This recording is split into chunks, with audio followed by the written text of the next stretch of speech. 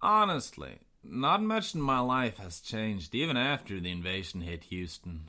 The reason, despite the military industrial complex that embroiled with NASA and the shipyard nearby, don't know what base it was. But whatever. The fact is, it was, and still is, the premier medical center in the southern United States of America.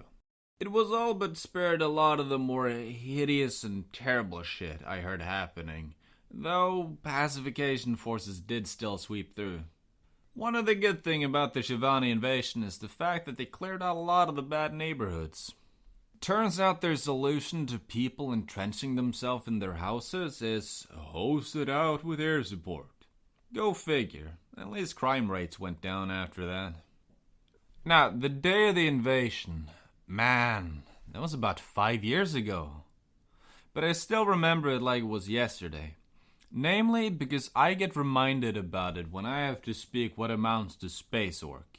Also because space orcs are hot dams.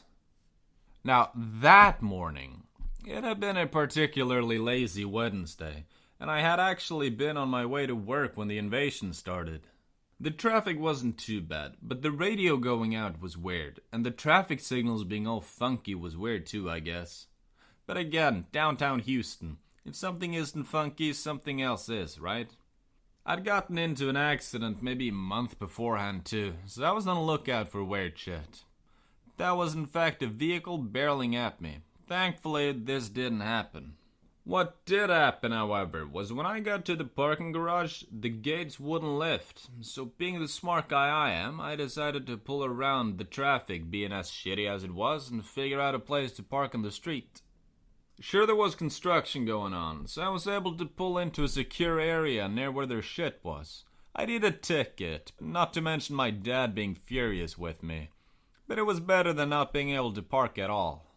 Now, the power wasn't out, per se, but it was going on enough. And when I got to work, my manager, Alejandro, was delighted to see me, because that meant we could chop it up a bit, talk shop, and I could get my shift started. Now, the place I work, Pacholio's Pizza, was a mom-and-pop shop. So there was the expected problems with a mom-and-pop shop that happened every few months. Be it the POS wasn't working, the phones were on the fritz, or the internet was just shutting down. Usually because the phone lines were dead. It's what I expected, so I decided to try calling my boss. No service. In fact, I asked Alex, Alejandro, to call as well, and he's surprised he has no service either. After all, he'd gotten a 5G phone. John? A look of utmost seriousness upon his face, his voice quacking a bit. I think we're about to have a hurricane or something. A look of incredulity split my mouth into a rather big, if less than genuine grin. How the hell are we having that? Because, boss, I'm not sure if you noticed, but the electricity is out everywhere, man. Alex was probably about to give me some lip about talking to your manager that way, but there was a grumbling growl in the distance. A flash bright enough to give me spots in my vision, and then a silence that was deafening. That's when a sonic boom shattered our facade windows, sending everything to hell in a handbasket. Now, I'd taken my phone out to record this because, man, if I'm getting nuked, I'll damn well record that shit for posterity. So maybe when they find my incinerated corpse, my phone will have my last words on it.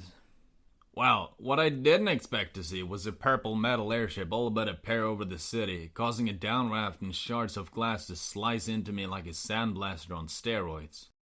Man, I can't believe I sat there and recorded all that shit. But that's when the damn thing looked like it split open. And that's when airships began to come down.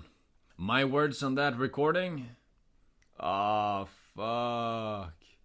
I forgot to bring a towel.